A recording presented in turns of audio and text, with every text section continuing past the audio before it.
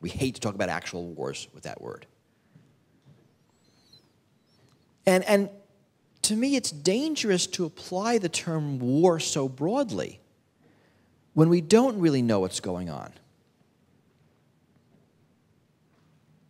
And an important thing that's happening, and if there's one point to take away from my talk, this is it. You can write it down.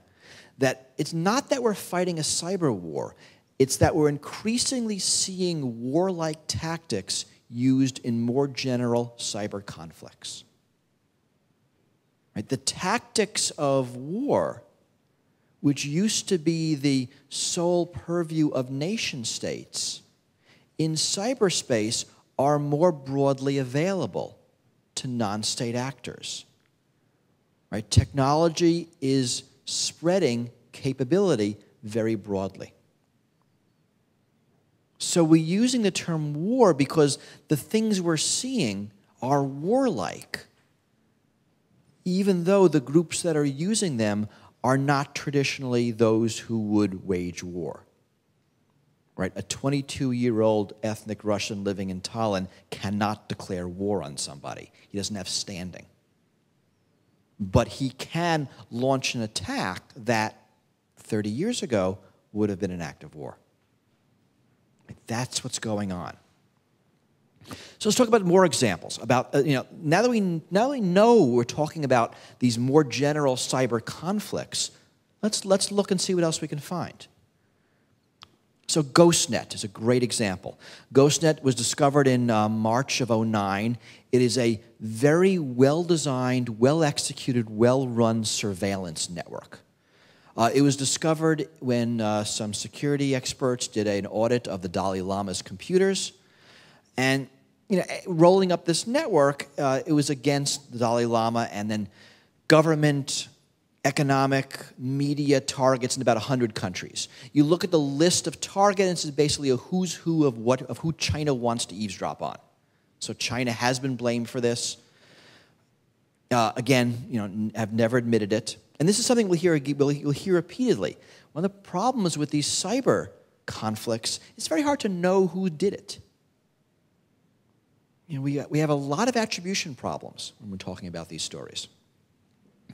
July of 2009, there were cyber attacks against government targets in the United States and South Korea, right? And we hear attacks against South Korea, we think North Korea, right? They did it.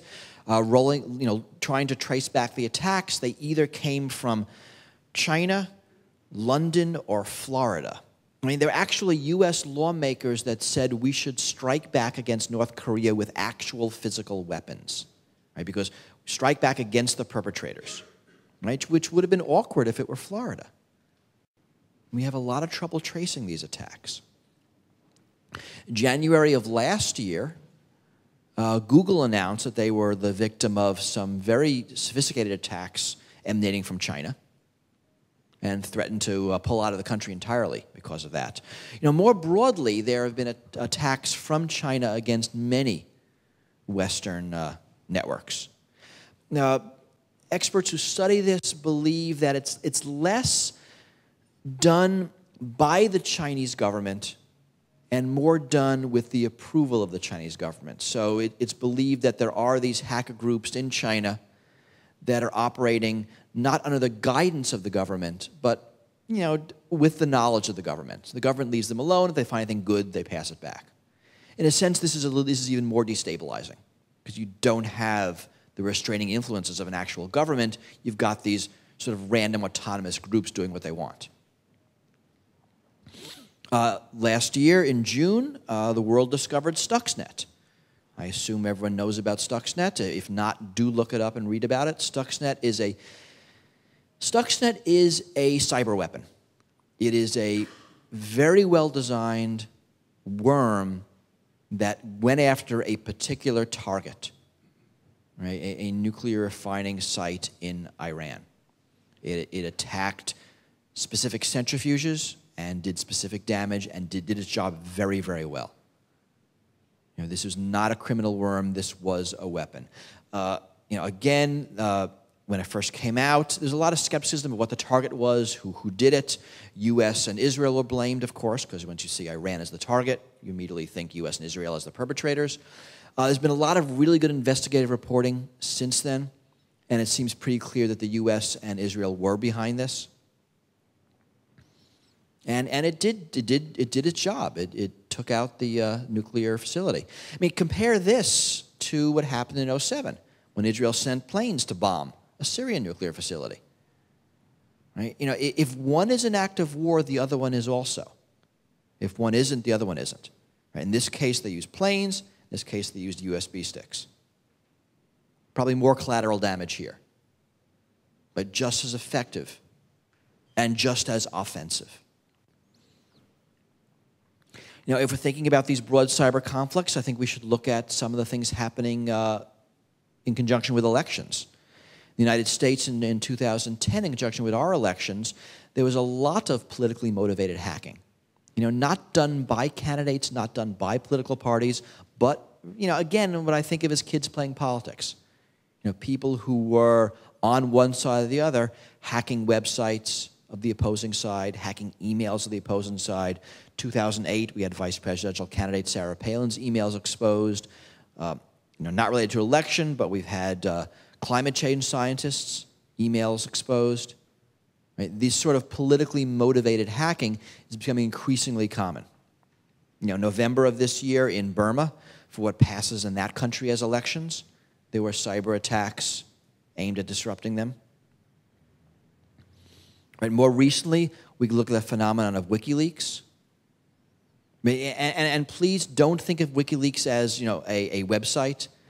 The website is an example of the broad phenomenon, which we all know is that bits are very easy to copy and distribute in cyberspace.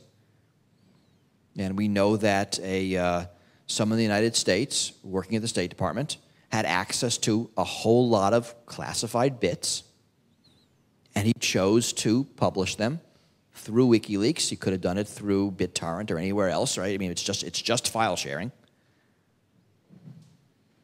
You know, and you know, it's interesting is that the governments are finally waking up to something that the music and movie industry learned, you know, 10 years previously. It's really hard to keep bits secret in cyberspace. But that's certainly another example of politically motivated cyber attacks. And then, you know, sort of coming out of that, the whole battle of Anonymous versus H.P. Gary, which I think is a really good example of how a loose organization of hackers can, you know, take down a company. You know, the damage that Anonymous did to the security company H.P. Gary, you know, should not be minimized. You know, they erased data, they exposed secrets. They really did quite a number on them. You know, and more recently, the cyber attacks and counterattacks that are surrounding some of the unrest in countries like Egypt, where the countries are, where the protesters are using cyberspace as an organizational tool. Right? This isn't new.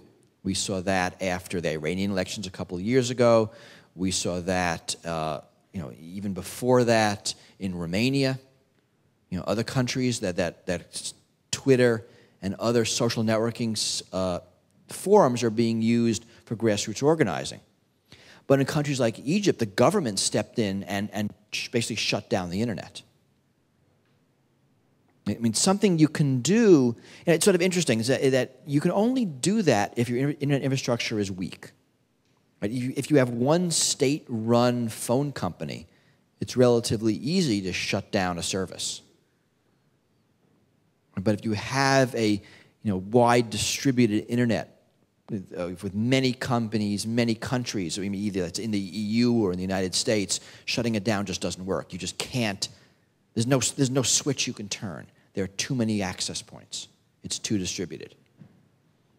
Whereas Iran was able to shut Twitter down after its elections. Egypt was able to shut the internet down for like 36 hours. These of course, did no good. They didn't actually help.